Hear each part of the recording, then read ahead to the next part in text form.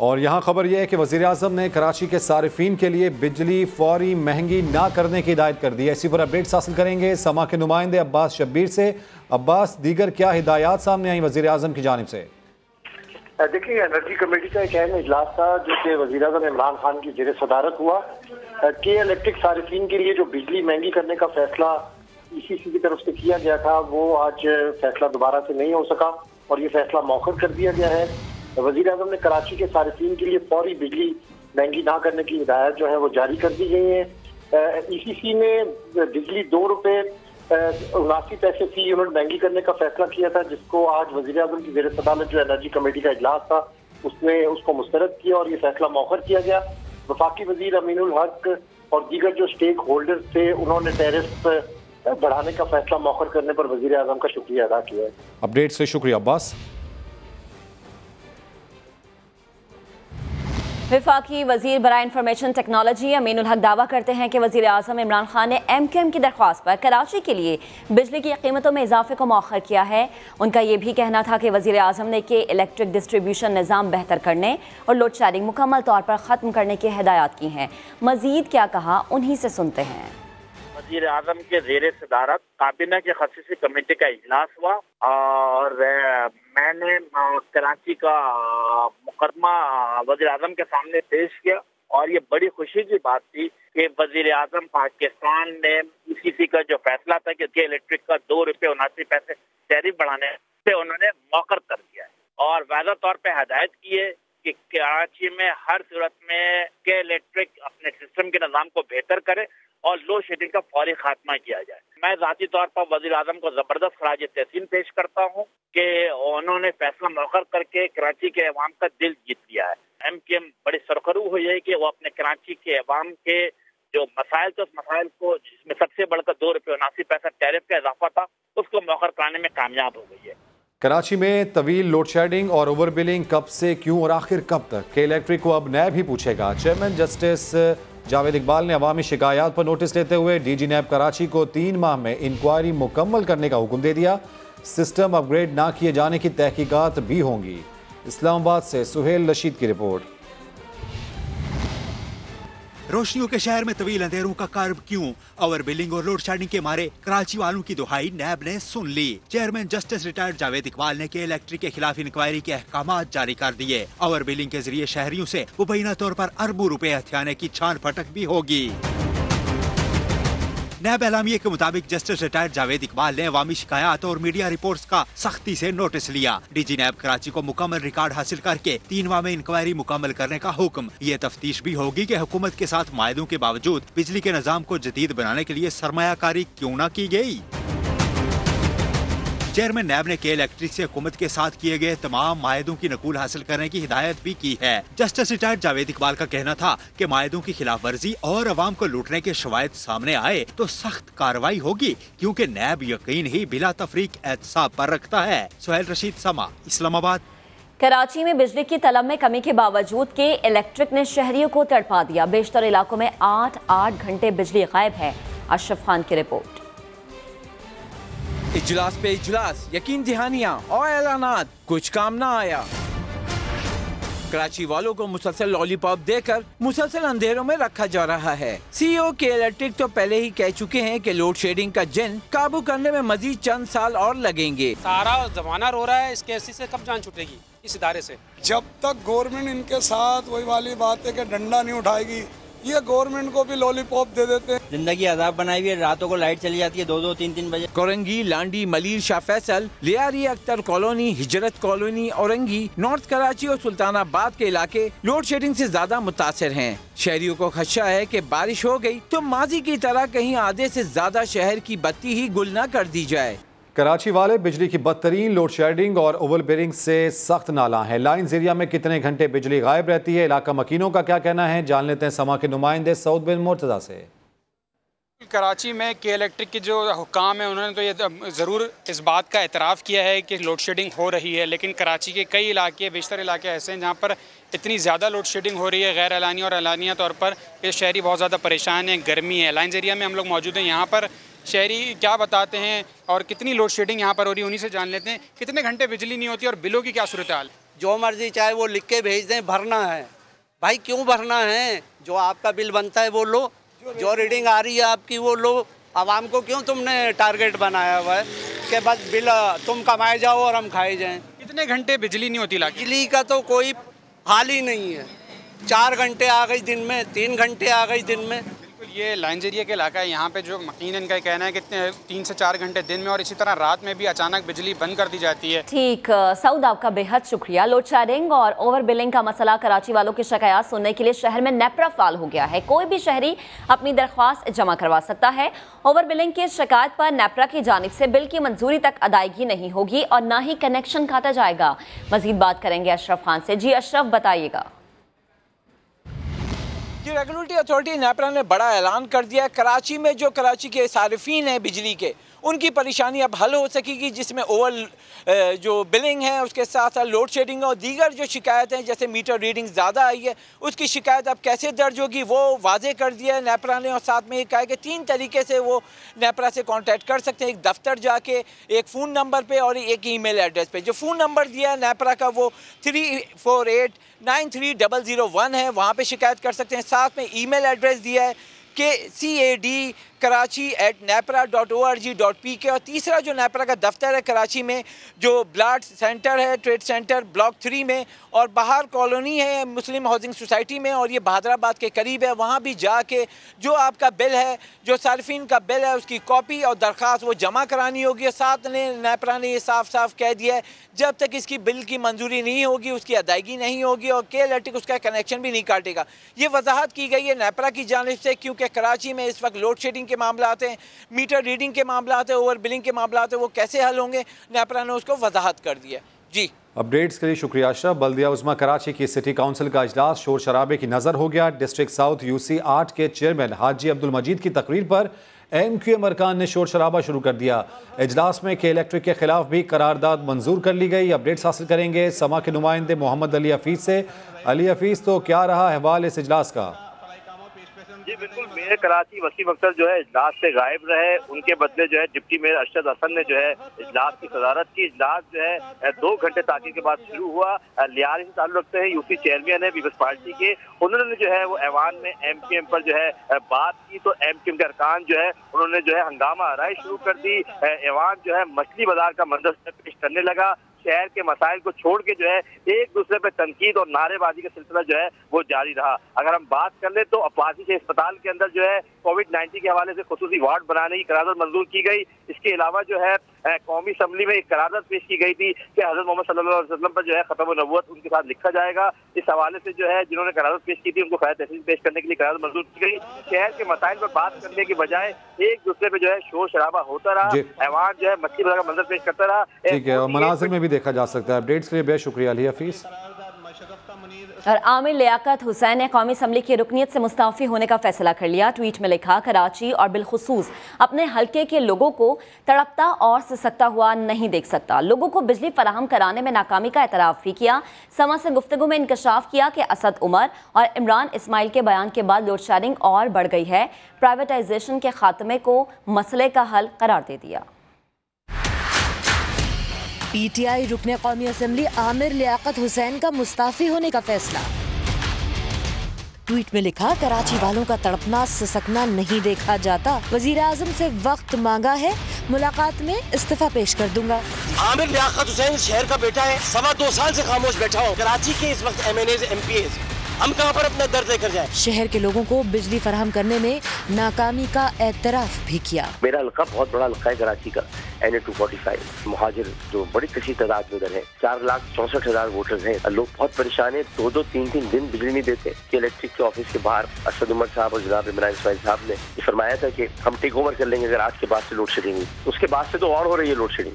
समा से गुफ्तगू में आमिर लियाकत ने कहा, 2 साल इंतजार किया, अब हुज्जत तमाम हो गई है। जब वो ब्रीच ऑफ एग्रीमेंट कर रहे हैं तो इसमें तो पार्टी एक तरफा तौर पर मुआहदे को मनसूख कर सकती है और इसको कौमियाए गए इदारों की तरह इसको दोबारा नेशनलाइज किया जा सकता है और इसको दोबारा कराची इलेक्ट्रिक सप्लाई कॉर्पोरेशन में तब्दील किया जा सकता है। जब तक आप इसको KSC दोबारा नहीं बनाएंगे और इसको प्राइवेटाइजेशन भी खत्म नहीं करेंगे उस वक्त तक ये लोड शेडिंग होती रहेगी। आमिर लियाकत हुसैन कहते हैं, Karachi water and sewerage board का मसला हल करने के लिए सिंध हुकूमत को ऑन बोर्ड लेना होगा। मिलजुल कर ही काम कर सकते हैं, इसके सिवा काम नहीं हो सकता।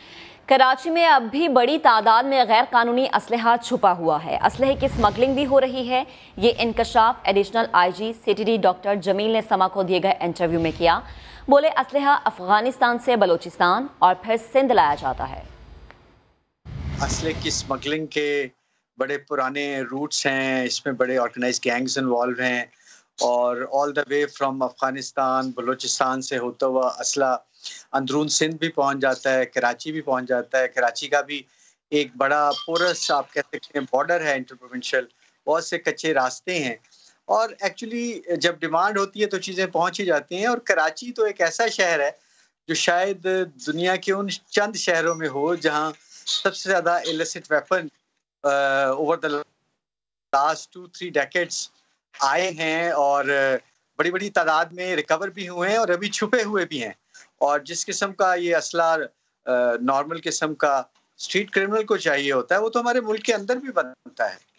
असला कराची में ऑलरेडी बहुत मौजूद है और मजीद पहुंचाए जाने के चैनल्स भी मौजूद हैं। कराची से शाहनवाज अली कादरी हमें मिलवा रहे हैं एक ऐसे शहरी से जिसे मौत 2 बार छू कर गुजर गई। लगी थी यहाँ पे और जो यहाँ से आग पार हो गई थी, आग पार होती निकल गई दुकान में। एक बार गोली आर पार क्या हुई, हुसैन का जैसे मौत से खौफ ही खत्म हो गया। कराची का ये शहरी इतना निडर हो चुका है कि दूसरी बार वारदात के लिए आने वाले डाकुओं से भी लड़ बैठा।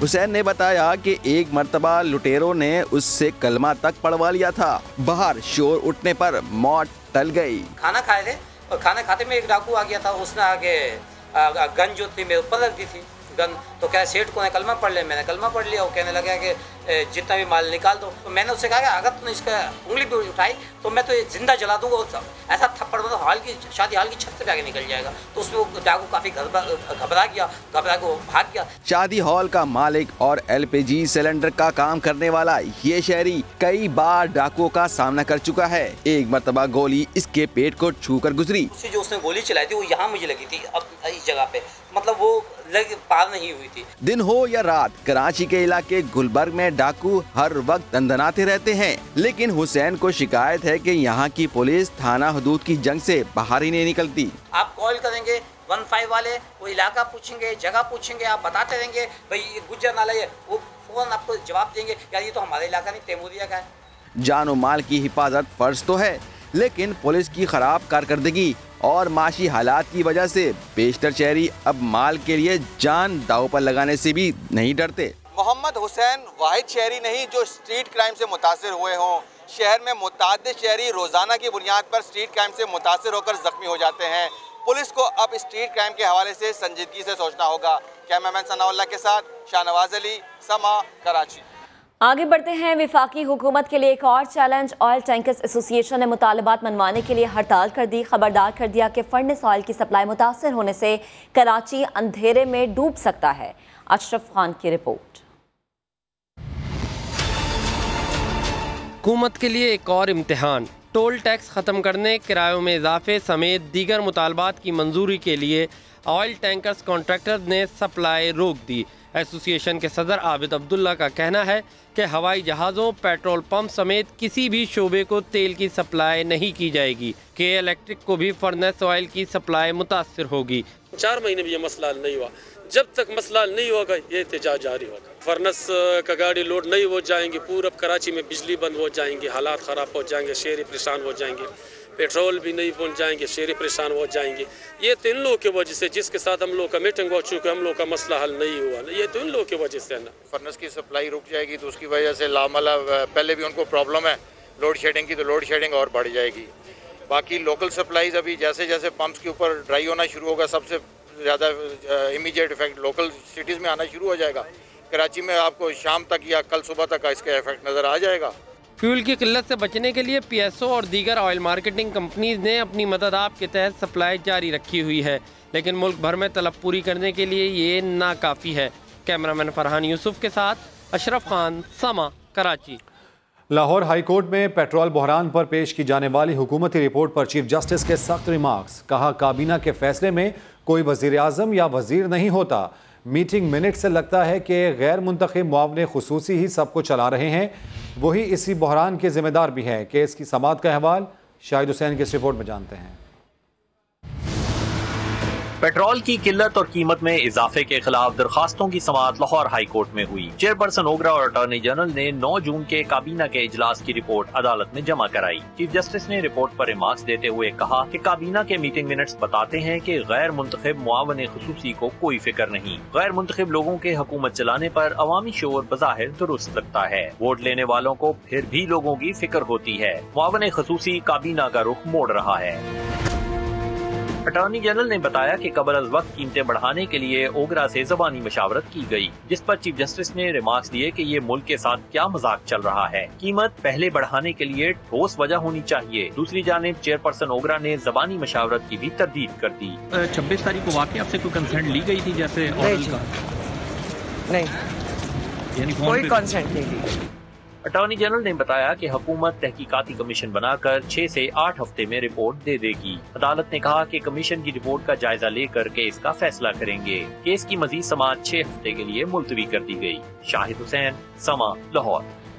आमिर लियाकत हुसैन के इस्तीफे देने की बात पर वफाकी वजीर अली जैदी का रद्द-ए-अमल आ गया है। अली जैदी ने अपने ट्वीट में आमिर लियाकत को भाई कहकर मुखातिब किया। अली जैदी लिखते हैं कि वो एक छोटे से आदमी हैं, लेकिन ये गारंटी दे सकते हैं कि उनके होते हुए आमिर लियाकत का इस्तीफा मंजूर नहीं होगा। अली जैदी का ये भी लिखना था कि इंशाअल्लाह मिलकर कराची की रोशनियां लौटाएंगे।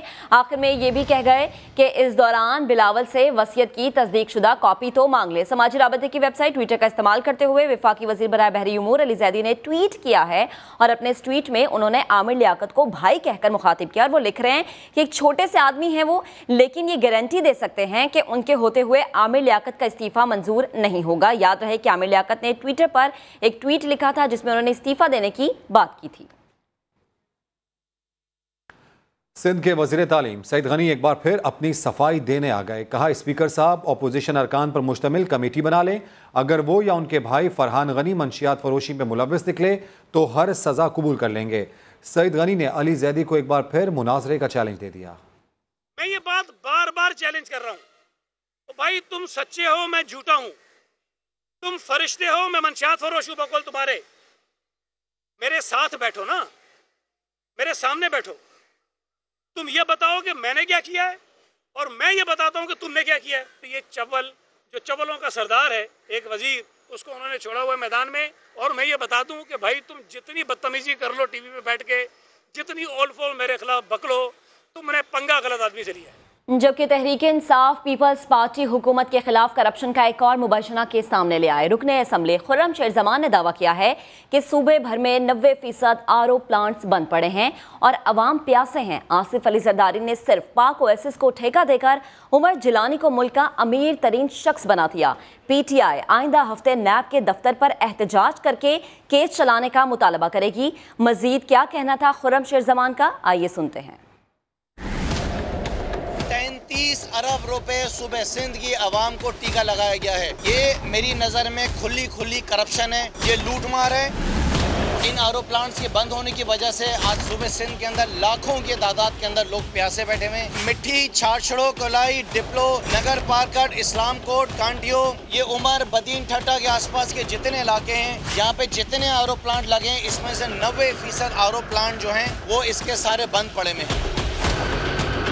और engineering is one of the reason कि आज ये सारे प्लांट बंद पड़े हुए हैं। इर्रेगुलर इनके एक्सपेंडिचर्स थे। उमर जिलानी साहब वो हैं जो जरदारी साहब के लाडले हैं, जिनकी कंपनी का नाम है पाक ओएसिस। जरदारी साहब ने बोला कि काम करेगा तो खाली पाक ओएसिस करेगा। अगले हफ्ते पीर या मंगल के दिन नैब के दफ्तर जाएंगे। सुबह सिंध के अंदर जितने भी RO प्लांट्स आज बंद पड़े हुए हैं, उसके ऊपर जो करप्शन हुई है, उस पर जो बेज़ाब्तियाँ हुई हैं, केस को फौरी तौर पर खोला जाए। आमदन से जायद असासों के केस में शहबाज शरीफ की अबूरी जमानत में 23 जुलाई तक तौसी कर दी गई। शहबाज शरीफ ने अदालत को बताया कि नैब हुकाम ने तस्लीम किया है कि उनसे तफ्तीश मुकम्मल हो गई है, जबकि नैब प्रोसिक्यूटर कहते हैं कि गुज़श्ता पेशी पर शहबाज शरीफ ने तमाम सवालों के जवाब नहीं दिए। शाहिद हुसैन की रिपोर्ट देखिए। मनी लॉन्ड्रिंग और आमदन से जायद असासों का केस। मुस्लिम लीग नून के सदर शहबाज शरीफ जमानत में तौसीह के लिए लाहौर हाई कोर्ट पहुंचे तो कारकुनों की बड़ी तादाद ने इन्हें घेर लिया। इस मौका पर समाजी फासले का भी ख्याल नहीं रखा गया। कारकुनों और पुलिस एहलकारों के दरमियान दक्कम पेल भी होती रही। दौरान समाज शहबाज शरीफ का कहना था कि इनकी बीमारी को सियासी रंग दिया गया, लेकिन वो अदालती एहतराम में पेश हुए हैं। आखिरी पेशी में नैब हुकाम ने इनसे तफ्तीश मुकम्मल होने का कहा, लेकिन नैब वाले अदालत में कुछ और बाद में कुछ कहते हैं, जिस पर नैब प्रोसिक्यूटर का कहना था कि गुज़श्ता पेशी पर शहबाज शरीफ ने तमाम सवालों के जवाब नहीं दिए थे। शहबाज शरीफ के वकला की मसरूफियत के बायस अदालत ने समाअत मुलतवी कर दी और अबूरी जमानत में 23 जुलाई तक तोसी कर दी गई। फजाई हादसात क्यों हुए, पीआईए कैसे तबाह हुई? सिविल एविएशन के साबिक chief inspector air commodore retired Abdul Basit ने तहलका खेज इंकशाफात कर दिए। कहा, पायलट्स शराब पीकर जहाज उड़ाते थे, एमक्यूएम वाले पायलट्स के पेपर पास कराते थे, तहकीकात करने पर धमकियां दी गई। अपने अफसरान को कई बार लिखा कि इदारे को बचा लें। समा के नुमाइंदे खुसूसी नईम अशरफ भट्ट को खुसूसी इंटरव्यू में साबिक चीफ इंस्पेक्टर घपले बताते हुए आबदीदा हो गए। एल्पा के बंदे थे और एक मेरा जो जनरल मैनेजर था, वो जो एग्जाम पेपर बनाता था, उसकी बीवी ने एक दिन मुझे कॉल किया, लाइफ सेट मिले हैं और रो रही थी बेचारे। वो कहते तुम्हें उठा देंगे, मार देंगे, इतने नहीं है वो लाइसेंस अगर हमारा बंदा पास ना हुआ। एमक्यूएम का बंदा था, एमक्यूएम वाज द ब्लैकमेलिंग। अच्छा। और they wanted to paper out, मिलके उसके सवाल जवाब करते थे साथ। जब रिजल्ट देना है तो रिजल्ट में गड़बड़ कर दी। खटमंडी को एक्सीडेंट हुआ था पीआईए का। हाँ। उसमें जो स्टेप बने थे ना ड्राइंग के बने हुए, उसमें बंदे ने एक स्टेप गलत पढ़ दिया। एक कैप्टन था, वो he was colour blind, jumbo का कैप्टन था। उसका जो को पायलट था वो मेरे पास रोता आया कि सर इस टाइम मुझे मरवा देना। जितने पायलट्स पीआईए की जो है ना सिलेक्शन प्रोसीजर, कोई मेथड नहीं था। एक्सीडेंट हो जाए या कोई रिटायर हो जाए तो वो फिर लिस्ट निकालते थे बंदे की जम चाहिए। एग्जाम खुद लेते थे, इन्वॉल्व करते थे बीच में अपने बच्चों को। वो हमारे फ्लाइट डिफेंस एयरफोर्स के फेल हो गए और ये बच्चे पास हो गए। तो मैंने एक लिस्ट बना के दी कि ये एक्सीडेंट होने वाला है, we are going to lose some people, this is on record. मैंने सेक्रेटरी डिफेंस को by name and I signed it, letter भेजा। उसके बाद लेटर का पता नहीं कहाँ गया। उसके बाद 2-3 दिन बाद खटमंडू हुआ तो मैंने याद कराया सर, वो मैं टोल्ड यू 3 दिन पहले। ओपन बताने का फायदा कोई नहीं था, ये भी ब्लैकमेल में आता था। अब ओपन ब्लैकमेल अब कर रहे हैं जो प्रेजेंट गवर्नमेंट को कि ये बेइज्जती करा दी पाकिस्तान की। वो ये झगड़ा इसी बेइज्जती के चक्कर में हम इससे पहुंच गए। I can cry for them, कैसे सुनता नहीं कोई, ब्लैकमेल करते। हम कितनी औलादें नुकसान में गए, पेरेंट्स तबाह हो गए, तकलीफ होती है। इसलिए मैंने आपसे बात की, इस मुल्क का खाया। I can't talk to anybody, बात इसलिए किया पिछला हादसा जो हुआ, फिर वही होता रहेगा, कुछ चल नहीं देता। कैप्टन था, वो को पायलट ने मुझे रोते हुए टेलीफोन किया कि सर वो रोक लो, वो जो कैप्टन है ना धुत किया हुआ है, शराब पी हुए, उसकी फ्लाइट जा रही है फ्लाइंग आउटसाइड। कॉकपिट के अंदर मैं खड़ा हुआ था, मैं बोतल निकाल पी रहा था। तो मैंने कहा ये क्या हो रहा है? क्या सर लातू से ही लो। और उसे बोला मेक श्योर कि मैं कैसा नहीं हूँ। मैं पिछले 30 साल से बोला नहीं, कोई इसका कुछ कर सकता है, इसको अभी भी रोक ले तो बेहतर है। मौसम की बात करेंगे। लाहौर में बादल खुलकर बरसे, सावन की पहली बारिश से जल थल एक हो गया। ठंडी हवाओं से गर्मी और हब से बेहाल लोगों के चेहरे खिल उठे। रिपोर्ट करेंगी तहमीना अहमद। सुबह से लाहौर की फिजाओं में सूरज से आंख मचोली करते बादल सूरज की रोशनी पर हावी होकर खूब बरसे और सावन की आमद का ऐलान कर दिया। दरख्त और फूल भी ठंडी हवाओं में झूमने लगे। शहर के मुख्तलिफ इलाकों में होने वाली तेज बारिश से गर्मी का जोर टूट गया। ठंडी हवाओं ने मौसम सुहाना किया और समोसों पकौड़ों की फरमाइशें पूरी करने दुकानों पर रश लग गया। मौसम बहुत अच्छा, फील ही नहीं हो रहा कि आप इस्लामाबाद पे रहे हैं, मरी पे इधर फिर रहे हैं, लाहौर फिर रहे हैं। घर पे भी सुकून नहीं था और बाहर भी सुकून नहीं था और इस तरह अल्लाह ताला का आज बड़ा करम हुआ कि आज बारिश होगी। शहर में 35 मिलीमीटर बारिश रिकॉर्ड की गई, जबकि महकमा मौसमियात के मुताबिक अगले एक हफ्ते तक बारिशों की ये झड़ी वक्फे वक्फे से जारी रहेगी। कैमरामैन जिशान यूसुफ के साथ तहमीना अहमद, समा, लाहौर। महकमे मौसमियात ने कराची वालों के लिए अच्छी खबर सुना दी। डायरेक्टर मेडिसिन सरदार सरफराज कहते हैं जुमे को कराची में गरज चमक के साथ बादल बरस सकते हैं, तेज हवाएं चलेंगी, आंधी भी आएगी और बादल जमकर बरसेंगे।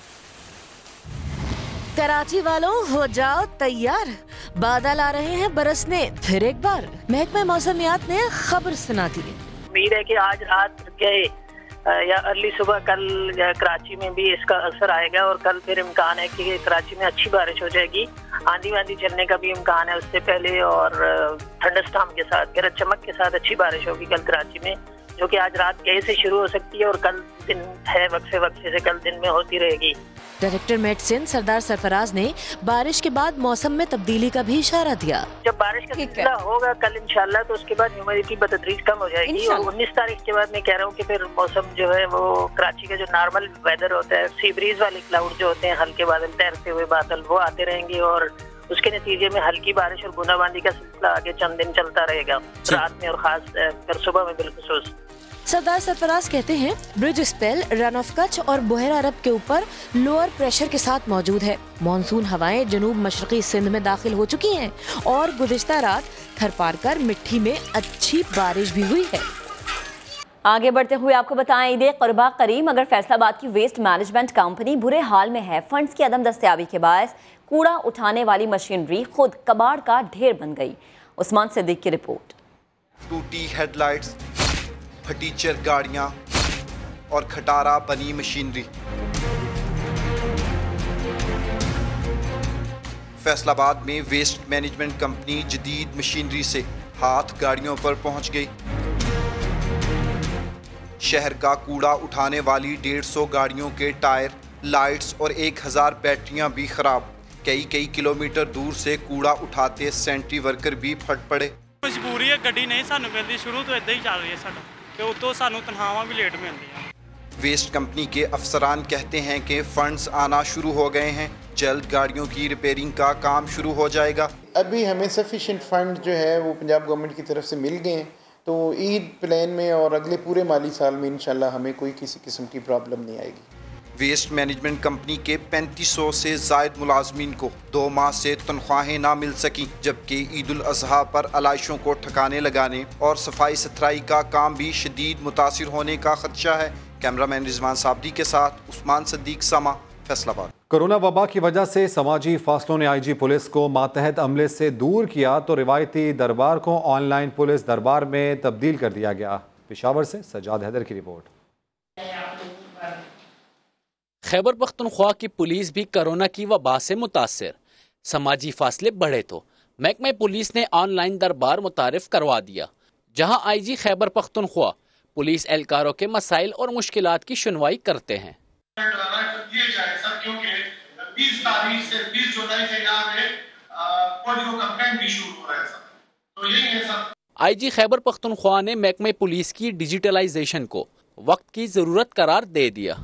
ये बड़ी एक अचीवमेंट हुई है कि हमारा जितना भी तकरीबन कॉन्फ्रेंसेस हैं, दरबार्स हैं, वो डिजिटलाइज हो गई हैं, तो इससे बहुत बड़ा रिसोर्सेज का जो खर्चा था वो कम हुआ है। We will work in cyber space इंशाल्लाह। महकमा पुलिस की जानिब से ऑनलाइन दरबार सिस्टम को पूरे सूबे तक तोसी दी जाएगी। कैमरामैन आबिद खान के साथ सज्जाद हैदर, समा, पेशावर। किसी भी खबर के लिए विजिट कीजिए हमारी वेबसाइट sama.tv। इसके अलावा आप हमें फेसबुक और ट्विटर पर भी ज्वाइन कर सकते हैं। एक ब्रेक के बाद आप देख सकेंगे प्रोग्राम 7 से 8। देखते रहिए समा।